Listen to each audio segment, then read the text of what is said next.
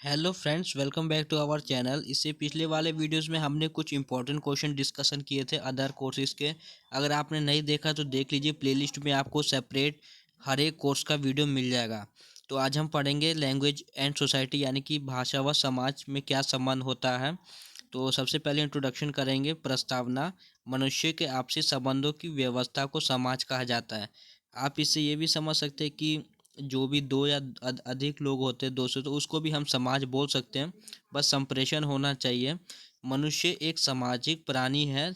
जन्म लेने के बाद उसका पूरा जीवन सामाजिक वातावरण में व्यतीत होता है, जबकि समाज में रहते हुए वह समाज के अन्य सदस्यों के साथ संपर्क स्थापित करता है। भाषा क्या है फ्रेंड्स? संप्रेषण का माध्यम इसको बोला जाता है।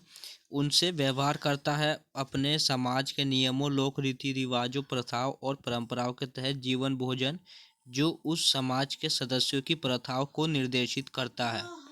उसके बाद है भाषा की परिभाषा देखेंगे। काव्यादर्श के अनुसार यह समस्त तीनों लोक अंधकार में हो जाते यदि शब्द रूपी ज्योति यानी कि भाषा से यह संसार प्रदीप्त ना होता। उसके बाद है रामचंद्र वर्मा के अनुसार मुख से उच्चारित होने वाले शब्दों और वाक्यों आदि का समूह जिसके द्वारा मन की बात बताई जाती है भाषा कहलाती है। उसके बाद महर्षि पतंजलि के अनुसार भाषा वह व्यवहार है जिससे हम वर्णात्मक या व्यक्त शब्दों के द्वारा अपने विचारों को प्रकट करते हैं। उसके बाद देखेंगे हम उपयुक्त परिभाषाओं से यह निष्कर्ष निकलता है कि भाषा में ध्वनि संकेतों से भावों एवं विचारों की अभिव्यक्ति होती है। ये ध्वनि संकेत रूढ़ तथा परंपरागत होते हैं, परंतु आवश्यकता अनुसार नए भी बनते रहते हैं। साथ ही प्रत्येक वर्ग एवं समाज के ध्वनि संकेत दूसरे वर्ग या समाज के ध्वनि संकेतों से पृथक होते हैं। उसके बाद देखेंगे इन दोनों के बीच में क्या रिलेशन है।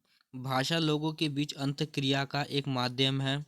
यह बालक का समाजीकरण करती है, समाज में रहने लायक प्राणी बनाती है। मानव चिंतन की अभिव्यक्ति भी भाषा के द्वारा ही होती है। यह उन सभी लोगों को एकता के सूत्र में बांधती है जो एक ही भाषा का प्रयोग करते हैं। उसके बाद है भारत में भाषा के साथ साथ सांस्कृतिक विशेषताओं में भी अंतर देखने को मिलता है। यहाँ सामाजिक संरचना, शासन, वर्ग एवं विशिष्ट परिस्थितियों में परिवर्तन के साथ साथ भाषा में भी परिवर्तन हुए हैं। अति प्राचीन समय में पाली व प्राकृतिक भाषाओं का प्रयोग होता था। जैन व बौद्ध धर्म में भी इन्हीं भाषाओं को अपनाया था। प्राचीन व मध्यकाल में जब शासक बदले तो उनकी संस्कृति व राजनीतिक सत्ता के साथ साथ भाषा में भी परिवर्तन आया। मुसलमानों ने उर्दू, अरबी और पर्शियन भाषाओं का प्रयोग किया। अंग्रेज शासकों ने अंग्रेजी को राजकाल की भाषा बनाया। आज़ादी के बाद हिंदी को राष्ट्रभाषा का दर्जा दिया गया। साथ साथ अन्य भारतीय भाषाओं को भी संविधान में स्थान दिया गया। उसके बाद इससे भारतीय भाषाओं के साहित्यिक भंडार में वृद्धि हुई है। उनके लोकप्रिय मुहावरों, गीतों, कहानियों, नाटकों आदि का विस्तार हुआ। विभिन्न संस्कृतियों के टकराव के कारण जहाँ एक और मिलीजुली संस्कृति का प्रादुर्भाव हुआ, वहीं दूसरी ओर भाषाओं के शब्द भंडार में भी वृद्धि हुई है।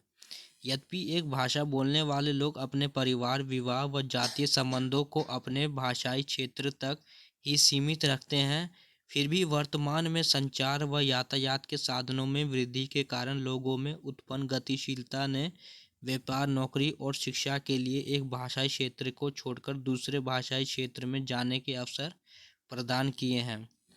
इससे लोगों को अपनी मूल भाषा के अतिरिक्त दूसरी भाषा को सीखने का अवसर भी मिला तथा उस भाषा से संबंधित लोगों की संस्कृति को समझने तथा उनसे अंतःक्रिया करने के अवसर उत्पन्न हुए तथा उनमें मेल जोल बढ़ा। इस प्रकार भाषा ने भारत के सामाजिक संबंधों में भी योगदान दिया।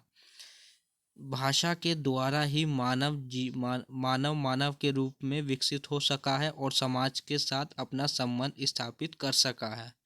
यही कारण है कि भाषा को अर्जित मानव व्यवहार तथा मानवीय विकास का प्रमुख आधार माना गया है। भाषा सीखने की क्षमता मनुष्य को जन्मजात होती है, परंतु भाषा को वंश परंपरागत गुण नहीं माना जाता। मनुष्य का रूप, रंग और अधिकांश मात्रा में उसकी बुद्धि वंश परंपरा द्वारा निर्धारित होती है, परंतु भाषा के संबंध में यह नहीं कहा जा सकता। भाषा मानव की जैविक संरचना पर आधारित है।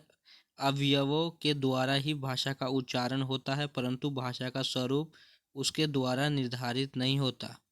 मनुष्य किसी भी भाषा को सीखने एवं उच्चारित करने की क्षमता रखता है।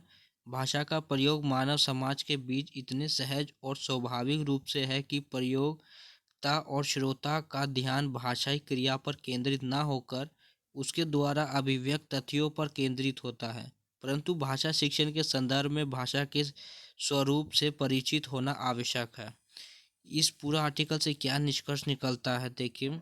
अतः यह स्पष्ट है कि मानव तथा समाज के सर्वांगीण विकास में भाषा की महत्ता ही व्याप्त है। आधुनिक वैज्ञानिक युग में भाषा पे लोगों के विविध उपकरण उपलब्ध हैं, परंतु इससे भाषा के महत्व को उस स्वरूप में कोई परिवर्तन नहीं होता। मानव संस्कृति के विकास काल से ही भाषा का महत्व स्वीकृत रहा है, स्वीकार किया गया है। वेदों में भी इसकी पूरी पूरी प्रशंसा हुई है। ऋग्वेद में तो इसकी तुलना देवीय शक्ति से की है। मानव शिशु जो है समाज में ही जन्म लेता है, जहाँ सामाजिक रीतियाँ नीतियाँ, सामाजिक एवं सांस्कृतिक परंपरा और सामाजिक संदर्भों विकसित भाषा की एक सुनिश्चित परंपरा विद्यमान रहती है। अतः भाषा और समाज के बीच संबंध बहुत ही घनिष्ठ है, इसको हम नकार नहीं सकते। तो यही था फ्रेंड्स आज के इस वीडियो में। उम्मीद करता हूँ आपको अच्छा लगा होगा। तो वीडियो को लाइक, चैनल को सब्सक्राइब करना। Thanks for watching this video.